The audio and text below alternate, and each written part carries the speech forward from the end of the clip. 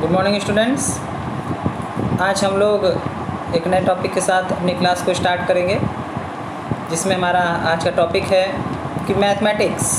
सबसे पहले हम लोग डिस्कस करेंगे कि मैथमेटिक्स क्या है, हम लोग उसको डिफ़ाइन करेंगे, गणित क्या होती है और गणित की प्रकृति कैसी होती है, गणित का महत्व क्या है हमारे दैनिक जीवन में और हमारे डेली लाइफ में वो किस तरीके से हमारे लिए उपयोगी होती है। तो आज हम लोग इन टॉपिकों को डिस्कस करेंगे।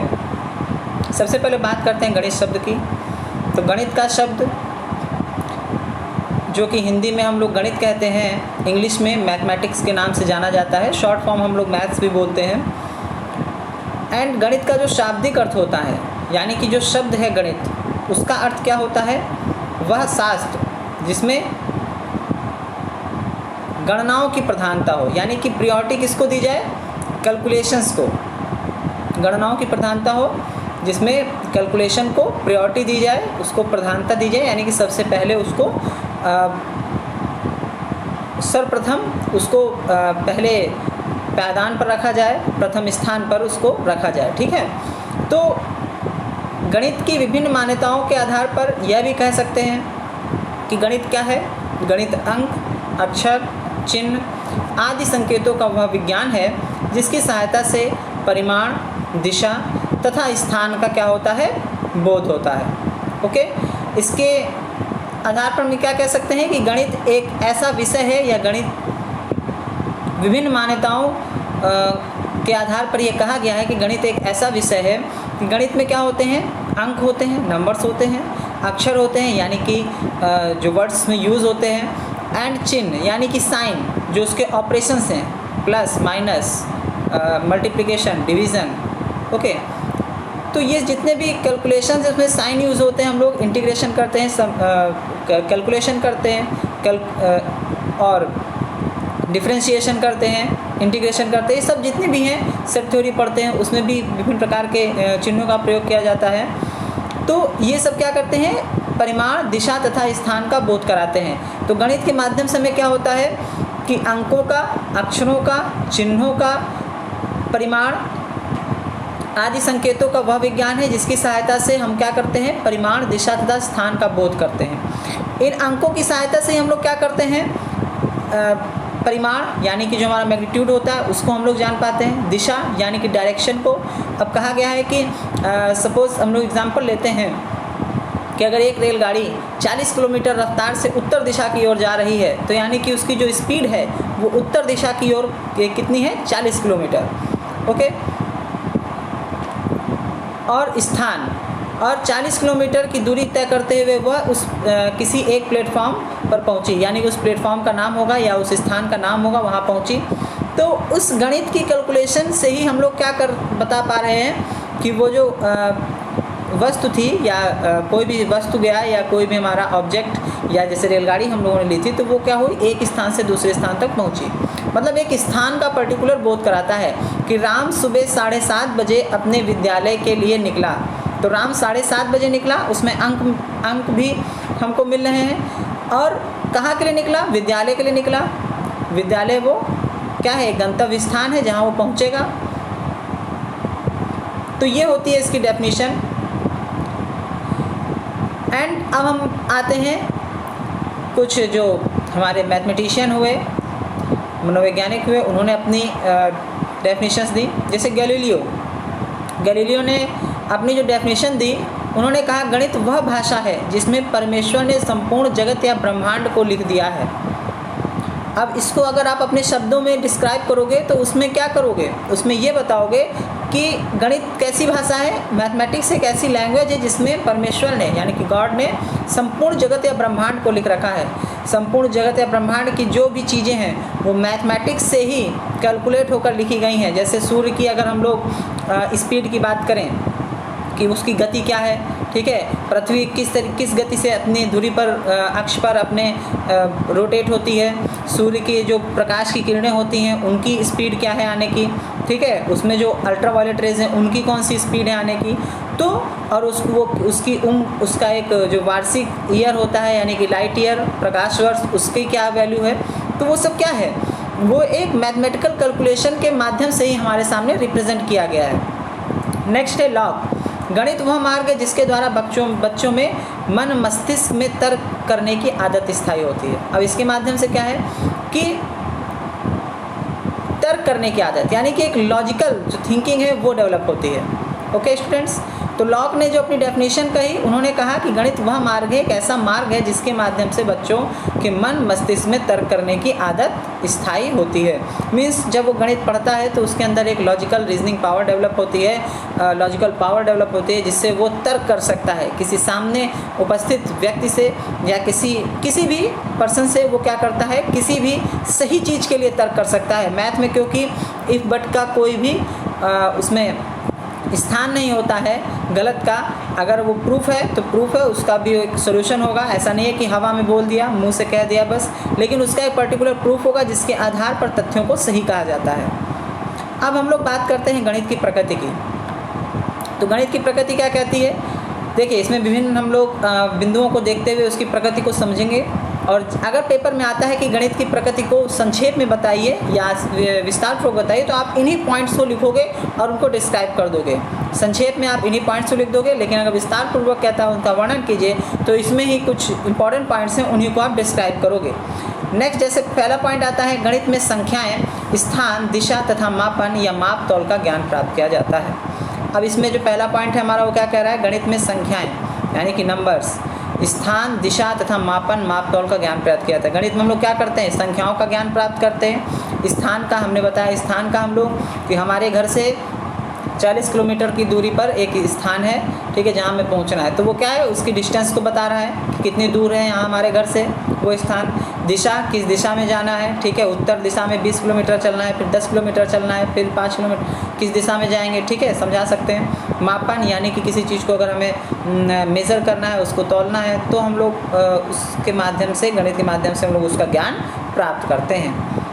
नेक्स्ट आता है, गणित की अपनी एक भाषा है, हम सभी लोग जानते हैं। गणितीय पद, गणितीय प्रत्यय, कॉन्सेप्ट, ये सब क्या है, गणित की एक भाषा है। इनके माध्यम से उसको पहचाना जाता है।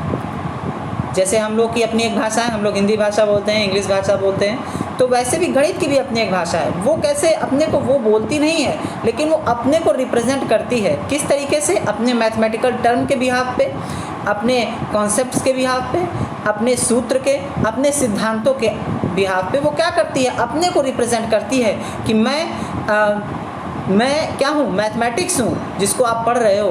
किसमें हम लोग विभिन्न प्रकार के प्रिंसिपल्स को पढ़ते हैं, विभिन्न प्रकार के फॉर्मूलाज को पढ़ते हैं, उसमें जो पद होते हैं, ठीक है, और उसके जो कॉन्सेप्ट्स होते हैं उसको हम लोग पढ़ते हैं। तो स्टूडेंट्स उन चीज़ों को देख कर ही बता देता है कि ये मैथ का है कि साइंस का है।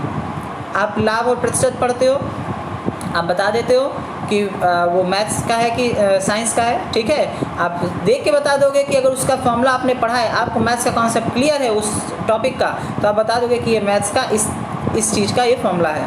ओके, नेक्स्ट आता है, गणित का उपयोग विज्ञान की विभिन्न शाखाओं के अध्ययन में, यानी कि भौतिकी, रसायनी, जीव विज्ञान, अन्य विषयों के अध्ययन में किया जाता है। तो अब हम लोग यहाँ पर ये देखते हैं कि जो हम लोग साइंस पढ़ते हैं, साइंस बेसिकली हम लोग पढ़ते हैं उसमें फिजिक्स, केमिस्ट्री और बायोलॉजी। तो तीनों चीज़ों में जो हम लोग पढ़ते हैं, साइंस की जो ब्रांचेज हैं, शाखाएं हैं, उसमें मैथमेटिक्स का सबसे ज़्यादा उपयोग है। सबसे पहले नंबर पे हम लोग फिजिक्स को रखते हैं। फिजिक्स के ज़्यादा से ज़्यादा प्रूफ हमारे, मतलब उसका हम ये नहीं कह रहे कि तीनों में सबसे ज़्यादा हम फिजिक्स को मान्यता दें, लेकिन गणित का सबसे ज़्यादा प्रयोग हम लोग फिजिक्स में यानी कि भौतिक विज्ञान में करते हैं। उसके सेकंड नंबर पे हम लोग केमिस्ट्री को रखेंगे, थर्ड नंबर पे हम लोग बायोलॉजी को। एक सीक्वेंस है उसका, रखेंगे हम लोग। बायोलॉजी में हम लोग जो सूक्ष्म जीवों को देखते हैं, उनका आकार, ठीक है, प्लांट्स के जो तना होता है उसकी मोटाई, तो विभिन्न प्रकार के जीव जंतुओं और वनस्पति विज्ञान के बारे में भी हम लोग जब अध्ययन करते हैं तो वहाँ पर भी गणित का उपयोग किया जाता है, प्रयोग किया जाता है। तो यही कहा गया है कि गणित का उपयोग विज्ञान की सभी शाखाओं में किया जाता है। नेक्स्ट पॉइंट आता है, गणित के ज्ञान का आधार हमारी ज्ञानेंद्रियाँ हैं। अब गणित के ज्ञान का आधार क्या है, हमारी ज्ञानेंद्रियाँ हैं। इम्पॉर्टेंट है कि गणित का ज्ञान हम लोग कैसे अर्जित करते हैं, अपनी ज्ञानेंद्रियों यानी कि सेंस ऑर्गन जो हमारी हैं, आँख, कान, नाक, ठीक है, उसके भी यहाँ पे हम लोग ही गणित का ज्ञान अर्जित कर पाते हैं। नेक्स्ट आता है गणित की भाषा।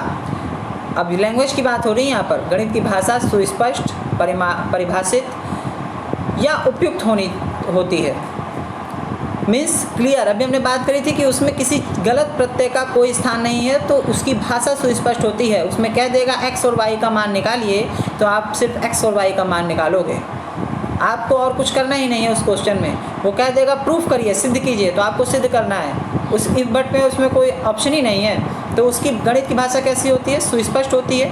स्पष्ट शब्दों में उसमें क्वेश्चन को पूछा जाता है। जैसे लैंग्वेज वाले प्रश्नों में जब कभी कभी हमारा टीचर ध्यान नहीं देता है, लैंग्वेज मतलब जो हमारे थ्योरेटिकल पोर्शन होते हैं, तो उसमें बच्चे को कन्फ्यूज़न होने का ज़्यादा चांसेस हो जाता है कि उसका अगर क्वेश्चन की लैंग्वेज सही नहीं है तो उसमें वो कंफ्यूज हो जाता है कि उसका आंसर हमें किस तरीके से और किन शब्दों में देना है। यहाँ पर आपको क्लियर है कि हमें उस क्वेश्चन को सॉल्व करना है। उसमें लिखा है कि ए और बी का मान निकालो। राम और श्याम की आयु इतनी थी और उनके पिता की आयु का वो 5 वर्ष ज़्यादा था, तो उनके पिता की आयु फाइंड करो। तो सीधे सीधे उसमें क्वेश्चन पूछ रहा है कि पिता की आयु फाइंड करनी है, ठीक है। तो ये सब चीज़, इन सब तरीक़ों से क्वेश्चन को क्या किया जाता है? एक सुस्पष्ट और परिभाषित तरीके से पूछा जाता है। नेक्स्ट पॉइंट है, इसके अध्ययन से ज्ञान तथा सूचना स्पष्ट होती है। अब हम लोग क्या कह रहा है पॉइंट कि इसके अध्ययन से, यानी अगर हम लोग इसका नॉलेज गेन करेंगे, इसकी स्टडी करेंगे, तो क्या होगा? ज्ञान और सूचना दोनों, यानी कि जो नॉलेज हमको मिलेगी और जो इन्फॉर्मेशन हमको मिलेगी, वो दोनों क्या होंगी? स्पष्ट होंगी, यानी कि क्लियर होंगी। नाउ स्टूडेंट्स, इसके बाद एक पॉइंट है हमारा, गणित के नियम, सिद्धांत व सूत्र सभी जगह एक समान होते हैं। और इम्पॉर्टेंट पॉइंट है कि गणित के जितने भी रूल होते हैं, जितने भी प्रिंसिपल्स होते हैं, जितने भी फॉर्मूले होते हैं, सभी एक समान होते हैं। सभी एक समान का मतलब एक same as it is right नहीं होते, लेकिन उसमें किसी को ज़्यादा और किसी को कम महत्व नहीं दिया जाता। कहने का तात्पर्य यहाँ ये है, या ये नहीं कह रहे कि सभी एक समान होते हैं, एक तरीके से लिखे जाते हैं, लेकिन जो इम्पोर्टेंस देने की बात हो रही है वो कैसी है? सभी को समान, एक समान पलड़े में, जैसे हम लोग कहते हैं ना, तराजू के 2 पल्ले होते हैं, तो किसी को ना हम लोग ज़्यादा रखते हैं, ना हम लोग किसी को भारी रखते हैं, जितना इधर रखेंगे उतना इधर। तो यानी कि सभी को हम लोग क्या करते हैं? समान तरीके से देखते हैं, एक समान भावना से देखते हैं, सभी उसमें अपनी एक महत्वपूर्ण स्थान को ग्रहण करते हैं, ठीक है। तो ये इम्पॉर्टेंट है पॉइंट। नेक्स्ट आता है, गणित का ज्ञान यथार्थ, क्रमबद्ध, तार्किक तथा अधिक स्पष्ट होता है, एग्जैक्ट होता है, क्रमबद्ध तरीके से, यानी कि एक जैसे हम लोग स्टेप बाय स्टेप करते हैं, 2 में 4 जोड़ेंगे तो 6 आ जाएगा, 6 में 2 जोड़ेंगे तो 8 आ जाएगा। ऐसा नहीं है कि 6 में 4 जोड़ देंगे तो सीधे आगे निकल जाएगा, तो ऐसा नहीं होता। उसमें step by step her process होता है। जहाँ आपने प्रोसेस ध्यान नहीं दिया तो वहाँ पर गलती हो जाती है। गलती हमसे तभी होती है जब हम उस प्रोसेस को फॉलो नहीं करते हैं। तार्किक व अधिक स्पष्ट होता है, यानी कि एक लॉजिकल रीजनिंग को भी डेवलप करता है, ठीक है, और क्लियर होता है। नेक्स्ट पॉइंट आता है, इसमें प्रदत्तों यानी कि डेटा व सूचनाओं को आधार मानकर संख्यात्मक निष्कर्ष निकाले जाते हैं। अब कहने का क्या तात्पर्य है कि जो हमारे डेटा है और जो इन्फॉर्मेशंस हैं उनको क्या करते हैं? उसको हम लोग बेस मानते हैं और हम लोग फिर मैथमेटिकल कंक्लूजन को पाते हैं और निकालते हैं। नेक्स्ट पॉइंट है हमारा, गणित सभी विज्ञानों का सिद्धांत, सिंह, द्वार और कुंजी है। अब जैसे ये जो हमारा पॉइंट है, गणित सभी विज्ञानों का सिंह, द्वार और कुंजी है, इसको भी एक क्वेश्चन के फॉर्म में बनाकर पूछा गया है। एक इम्पॉर्टेंट क्वेश्चन है कि आपके विचार से यदि गणित सभी विज्ञानों का सिंह, द्वार और कुंजी है तो इस कथन को अपनी भाषा में स्पष्ट करिए। इस तरीके से क्वेश्चन पूछा गया है। तो यहाँ पर हम लोग क्या करेंगे? कहने का क्या तात्पर्य? सभी विज्ञानों का सिंह द्वार। सिंह द्वार मतलब एक इम्पॉर्टेंट गेट है जिसको एंटर करते ही हम, जिसके माध्यम से हम लोग जब एंटर करते हैं तो हमें उस सब्जेक्ट का नॉलेज, उस विषय का जो ज्ञान है वो हमको ज़्यादा से ज़्यादा अच्छी तरीके से हमको मिल पाता है, ठीक है। तो ये हमारे क्या है, ये जितने भी पॉइंट्स थे हमारी गणित की प्रकृति को एक्सप्लेन कर रहे थे, बता रहे थे। अब आता है गणित का महत्व। गणित का महत्व क्या कह रहा है कि विद्यालय पाठ्यक्रम में गणित एक महत्वपूर्ण विषय है। किसी विषय को पाठ्यक्रम में विशेष महत्व देने के लिए उस विषय को सामान्यतः 3 दृष्टिकोण से देखा जाता है। अब देखिए कौन कौन से 3 दृष्टिकोण हैं। सबसे पहला आता है उस विषय की बच्चों के दैनिक जीवन में उपादेयता, यानी कि जो डेली लाइफ है उसमें उसकी यूजबिलिटी को देखा जाएगा कि वो किस तरीके से यूज़ हो रहा है, किस तरीके से वो उसके लिए योग्य है, ठीक है। एंड सेकेंड है उस विषय से बच्चों को मानसिक अनुशासन में सहायता मिलती है, यानी कि जो मेंटल डिसिप्लिन की बात हो रही है वहाँ पर स्टूडेंट्स को उससे मिलती है। थर्ड है अमुक विषय का सामाजिक एवं सांस्कृतिक महत्व, सोशल एंड कल्चरल इम्पोर्टेंस हर चीज़ का होता है हमारा, तो उस विषय का भी होना चाहिए। तो ये जो तीन एस्पेक्ट पर ही हम लोग देखते हैं कि गणित का क्या महत्व है। हम लोग डेली लाइफ में हम लोग के गणित का क्या महत्व है सभी लोग जानते हैं। हम लोग के जब हम लोग मार्केट में जब निकलते हैं तो डेली लाइफ में गणित का महत्व हमारे लिए बहुत ही इम्पोर्टेंट होता है। पैसे का लेना देना, किसी चीज़ के लिए हमको पूछना कितने रुपए की है, ठीक है, यदि हमने कुछ रुपए दिए हैं तो उस रुपए में कितने हमको वापस मिलेंगे, ठीक है, या मोल भाव करना, ठीक है। तो ये एक कह सकते हैं कि गणित विषय से ही हम लोग सीखते हैं। प्राइमरी और प्री प्राइमरी स्टेज पे जो हमको गणित का एक टेबल सिखाया जाता है उसके बिहाफ पे और अंकों के आधार पर हम लोग अपने भविष्य को बनाते हुए उन सब चीज़ों को कैलकुलेशन करते हैं। उसी के बेस पे हम लोग जोड़ घटाना गुणा भाग की आदि संक्रियाओं को सीखते हैं और फिर उनका अपने दैनिक जीवन में उपयोग करते हैं, चाहे वो किसी बिजनेसमैन के लिए हो या किसी शॉपकीपर के लिए हो या किसी एक बहुत ही नीचे वर्ग के लिए जो भी एक सामान्य काम कर रहा है, एक जो रिक्शा चला रहा है, सब्जी लगा रहा है, सभी के लिए गणित का अपना एक महत्व है, ठीक है। नेक्स्ट आता है मानसिक अनुशासन। बच्चा जब उस गणित विषय को पढ़ता है तो उसके मस्तिष्क यानी कि मेंटल रूप से वो अनुशासित होता है। जब कंसंट्रेट होकर वो किसी चीज़ पर ध्यान लगाता है तो जब ध्यान लगाता है तो उसमें ये जो मानसिक अनुशासन की जो प्रवृत्ति है वो डेवलप होती है। अमुक विषय का सामाजिक एवं सांस्कृतिक महत्व, सभी विषयों का अपना एक सामाजिक और सांस्कृतिक महत्व है जिसके कारण वो हमारे समाज में हमारी एक पहचान बनाते हैं और हमारी संस्कृति को बढ़ावा देते हैं। तो गणित का भी हम लोग इसी तरीके से महत्व है। नेक्स्ट आता है कोठारी आयोग ने, देखिए इसमें कुछ कहा है। कोठारी आयोग ने इन जब ये सब चीज़ें देखें कि बच्चे के लिए ये कितना इम्पॉर्टेंट है तो कोठारी आयोग 1964-66 ने अपने सुझावों में स्पष्ट किया कि विद्यालयी जीवन में विज्ञान एवं गणित सभी बच्चों को अनिवार्य रूप से पढ़ाया जाना चाहिए। यानी कोठारी कमीशन ने 1964-66 में ही कह दिया था कि प्रथम 10 वर्षों में बच्चे को विज्ञान एवं गणित सभी को अनिवार्य विषय के रूप में पढ़ाया जाना चाहिए। तो हम लोग हाई स्कूल तक इसीलिए गणित को अनिवार्य विषय के रूप में पढ़ते हैं, क्योंकि अगर हम कुछ गणित को छोड़ते भी हैं तो हमें इसके सामान्य नियमों, सामान्य जानकारी और सामान्य जो उससे रिलेटेड हमारी संक्रियाएँ होती हैं, यानी कि हमारा जोड़ घटाना गुणा भाग और दैनिक जीवन में होने वाली सामान्य प्रतिक्रियाओं को हम सामान्य रूप से हल कर सकें। नेक्स्ट आता है इसमें समान रूप से यह भी अपेक्षा की जाती है कि विद्यालय में बच्चा निम्न लक्ष्यों को प्राप्त करने में समर्थ हो सकेगा, जैसे ज्ञान एवं कुशलताओं की प्राप्ति, नॉलेज को गेन करेगा, उसके साथ विभिन्न प्रकार की स्किल्स को उसमें गेन करेगा, वो विभिन्न आदतों एवं विभिन्न शक्तियों आदियों की प्राप्ति। अब जब वो ज्ञान जैसे बौद्धिक आदतों, तो बौद्धिक यानी कि जो हमारी इंटेलिजेंस यानी कि हमारी बुद्धि से रिलेटेड है, और विभिन्न शक्तियों को, मेंटल पावर हमारी जब डेवलप होगी, जब हम किसी चीज़ पर अपना सोचेंगे, विचार करेंगे, तर्क करेंगे, तो हमारी जो मेंटल पावर है वो डेवलप होगी, मानसिक शक्ति का विकास होगा, तो उसको वो प्राप्त करता है। एंड वांछित दृष्टिकोण एवं आदर्शों की प्राप्ति। वांछित दृष्टिकोण एक जो हम वांछित दृष्टिकोण यानी कि जैसा हम चाहते हैं एटीट्यूड, वैसा उसके अंदर हम डेवलप कर सकेंगे, ठीक है। तो ये इम्पॉर्टेंट था हमारे आज के वीडियो के लिए, आज के टॉपिक के लिए, जो हमने पढ़ा कि गणित क्या होती है, गणित का इम्पॉर्टेंस और गणित की प्रकृति यानी कि उसका नेचर इम्पॉर्टेंट है ये तीनों पॉइंट। और हमेशा आपके क्वेश्चंस आए हैं इससे शॉर्ट में और लॉन्ग में, तो ये इम्पॉर्टेंट है दोनों, इनको अच्छे से आप लोग पढ़ लीजिएगा। आज की वीडियो में हम लोग यही पर एंड करते हैं। नेक्स्ट क्लास हम लोग नेक्स्ट